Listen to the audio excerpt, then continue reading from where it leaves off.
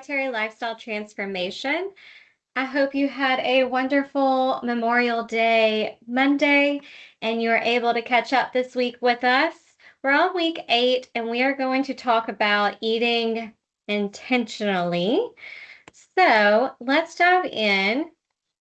We are continuing to optimize the diet, including intermittent fasting, moving our body, improving our overall well-being. We've talked about sleep. We've talked about stress. We've talked about our habits. And now today we're going to talk about being intentional with our eating. Last week was about change and habits and how they're connected and how it really ties into our mindset.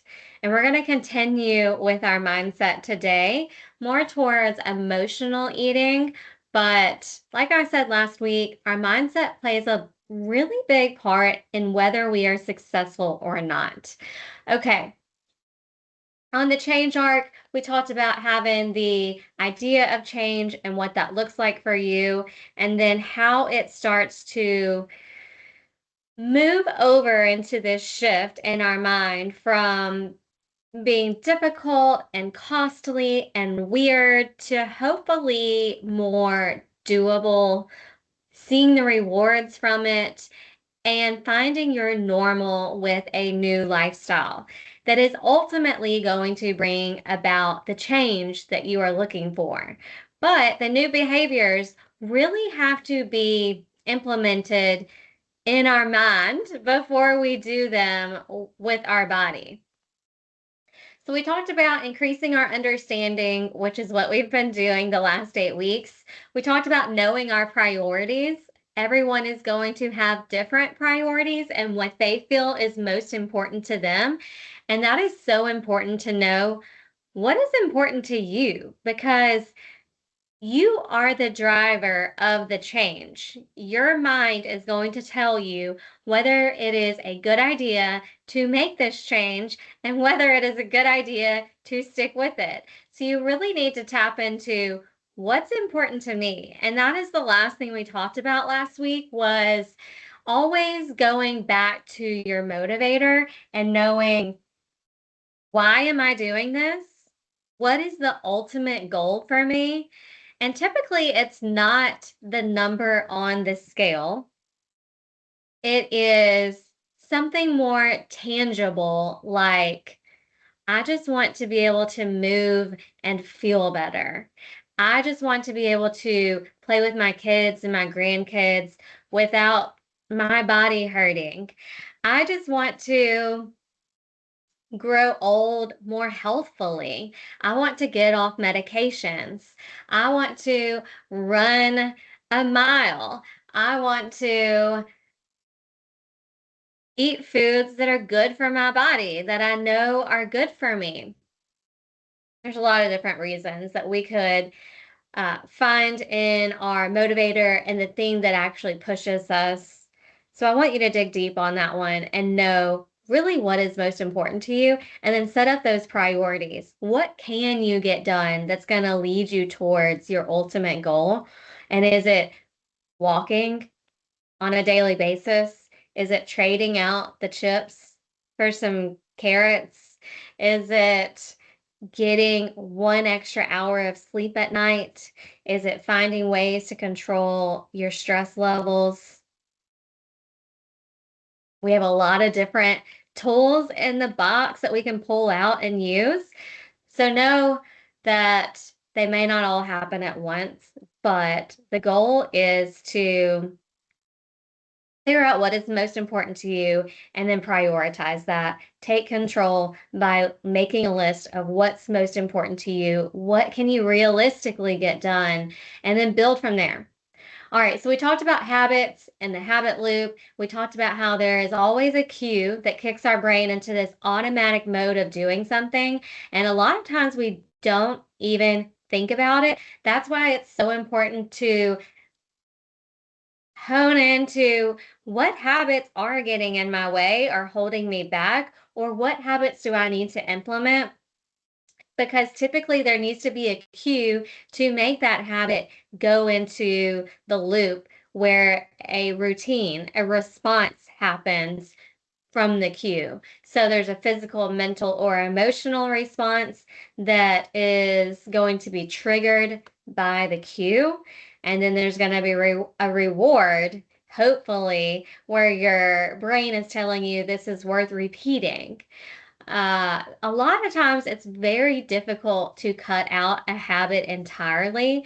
For example, taking sugar out of coffee is very difficult for a lot of people that have done it forever and ever. So, a good way to approach that is to replace the sugar with a healthy fat instead. So, you're still getting some creaminess and something to add to your coffee, but it's not necessarily sugar. It's something that's going to be a little better in terms of raising insulin. Actually, a lot better in terms of raising insulin. It's going to be a healthy fat instead. But something like that. Replacing the habit with something better. Okay. It might be that in the afternoons, you get so tired around that 3 o'clock mark, you get a little sluggish and you think you need a snack. And maybe you're grabbing a cookie. Maybe you're grabbing a candy bar. Maybe it's something that you have always done and you haven't really thought about it until it's become a habit and it's just what you do. So replacing that habit, something you could do is pop outside for a walk. See if that gets your body rejuvenated. You could grab a drink instead. Maybe it's a tea, maybe it's a water, maybe it's a flavored water or a carbonated, a sparkling water.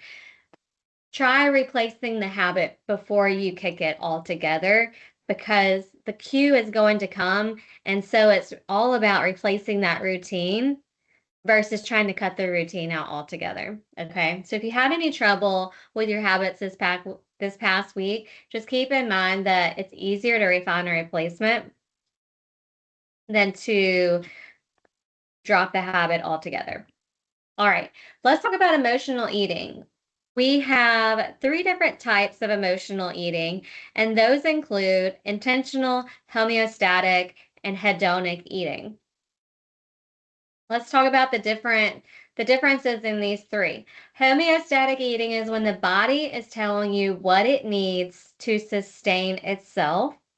It signals hormonally to let you know how many calories you need to sustain your body weight. And you can think of this like the body's weight thermometer. So if we are practicing mindful eating, if we are paying attention to when we're hungry and when we're full, this is true homeostatic eating, paying attention to what our body is telling us. Now, hedonic eating is where we are influenced by emotions, stress, fatigue, cravings, and desires.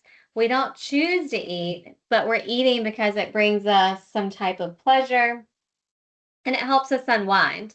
And this system is influenced by the dopamine signaling portion of the brain, which is very involved in addictive behaviors and emotions. And then we have attentional eating. This is the willpower part of the brain. We're choosing to eat certain foods, we're ordering certain items off of a menu, etc.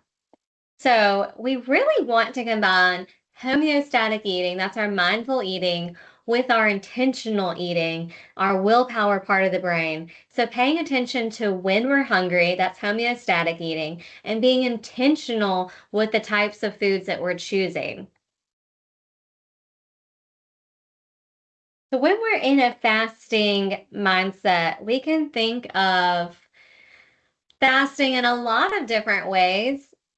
It may be that in the beginning, the way we're thinking about it is, and remember last week I talked about how we talk to ourselves is what we believe. Okay, are we telling ourselves that, oh, I have to fast today? Oh, I have 3 more hours to fast. Oh, I don't really want to do this today. I would like to eat breakfast today. Or on the flip side, here's something that you can write these notes to yourself. You could put these notes in your phone. You can make it an alarm that pops up as an alert when you're in the when you're in a fast, to bring you closer to this mindset of I am in a state where I had some freedom from eating. I don't have to think about what I'm having for breakfast. I don't have to get up and cook breakfast. I don't have to clean up from breakfast. I don't need to set that time aside. So it's a freedom that we're giving ourselves on days that we're fasting. It actually makes the mornings a lot easier.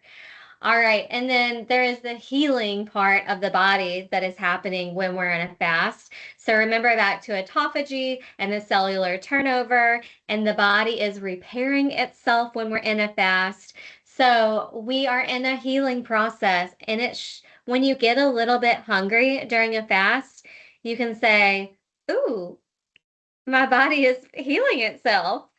Ooh, I'm in a healing process. Oh, those are my cells turning over and creating new ones for me. This is good. Tell your brain, this is good. We want this.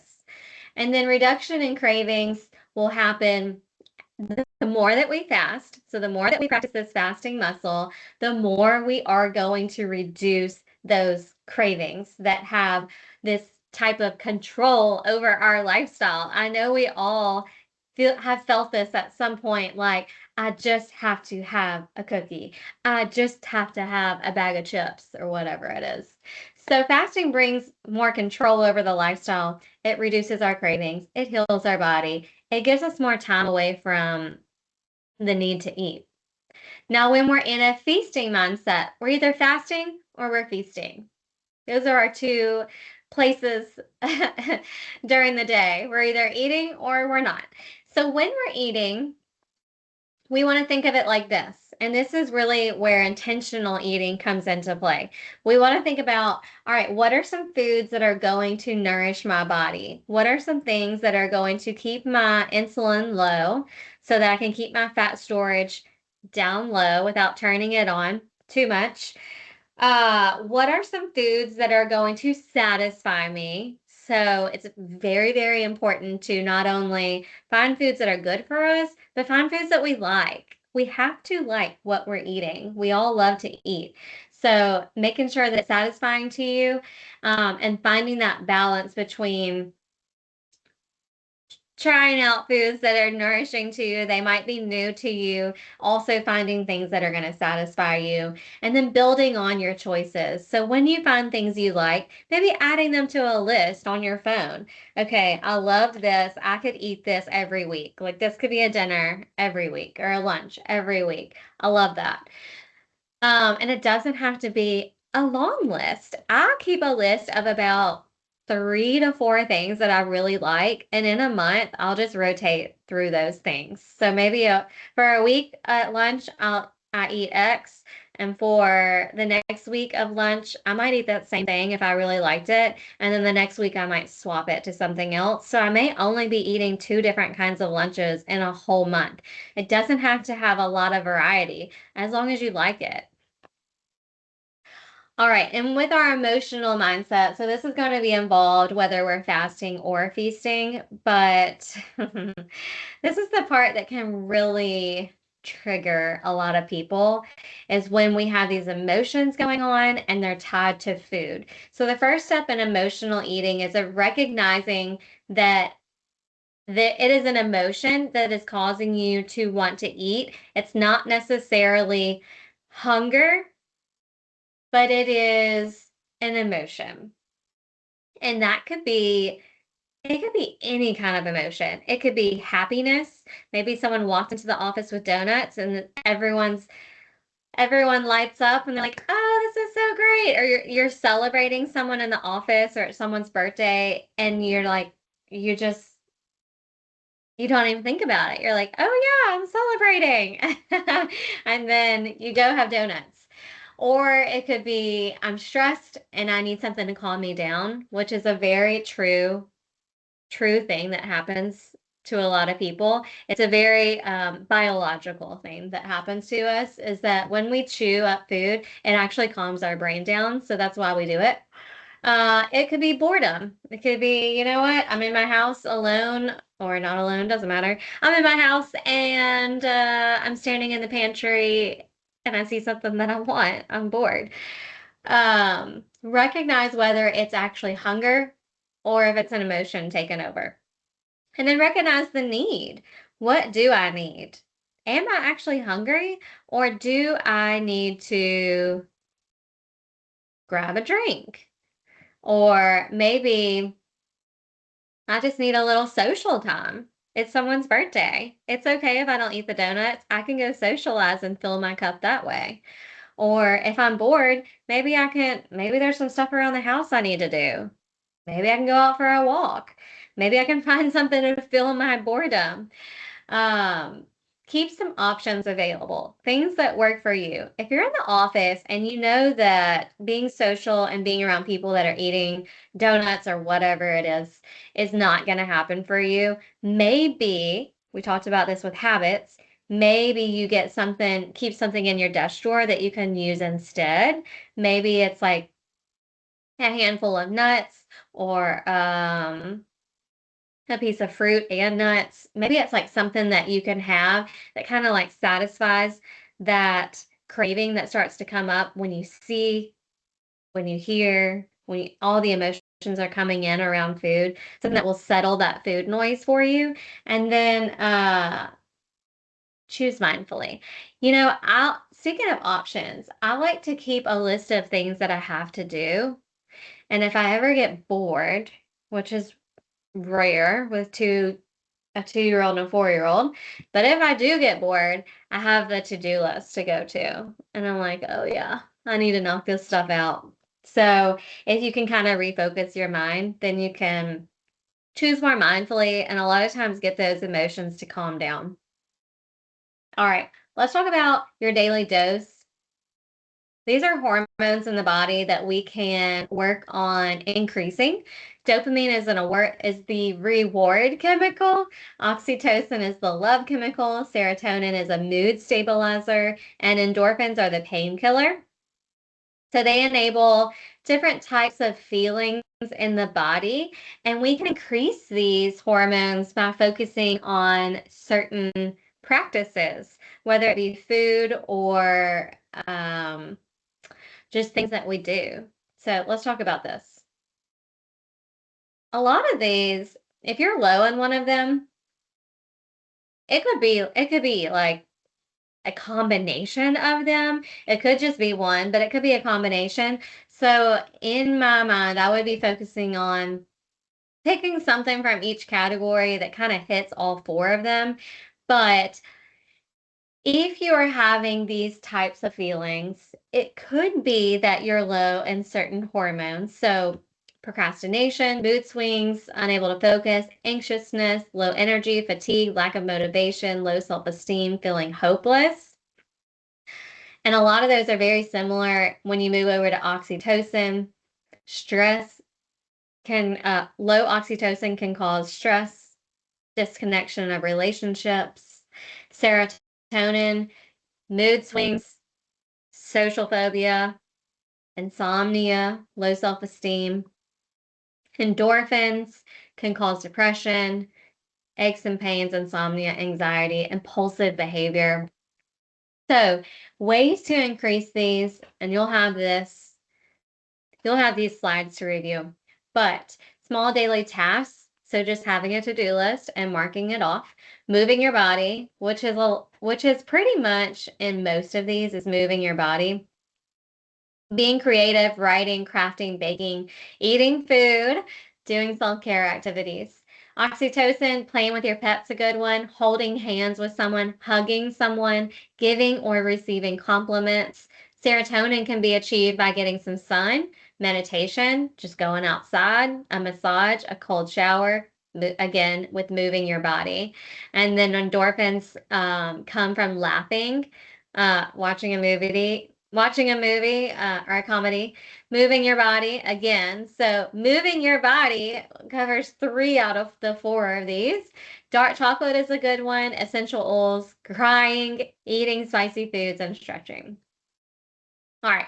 So our goal is to continue fasting with our whole foods, increase our movement, our sleep, our habit tracking, and then let's focus in on our emotional mindset. How are we talking to ourselves? Are we able to recognize the emotions going on around us that may be contributing to emotional eating? And can we focus more on mindful eating, knowing when we're hungry and when we're full, and then intentional eating, making sure we're choosing the right foods. So if we're in an emotional mindset, I did create this good mood food recipe that you could use that would hit on most of your hormones. So, happy hormones. So, full fat yogurt will increase your serotonin. Strawberries, raspberries, blueberries, and blackberries will give you antioxidants. Nuts, almonds, peanut butter, walnuts, pecans will give you serotonin. Chia or flax will help with your omega 3s. And then you can also add bonus items like coconut flakes, dark chocolate, cinnamon will help regulate your blood sugar, and vanilla extract will help with dopamine and serotonin.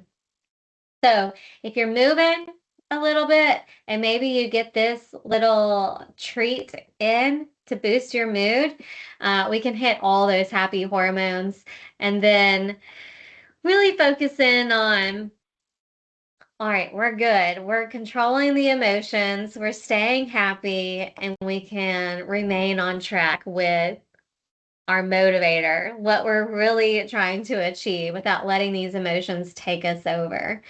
But I will say, like, a balance of all things, of course, a balance of foods, a balance of sleep, a balance of stress, getting some movement in our body, staying hydrated, fasting, all these things are really going to help our mood overall. And the more we practice them, the better we are going to get.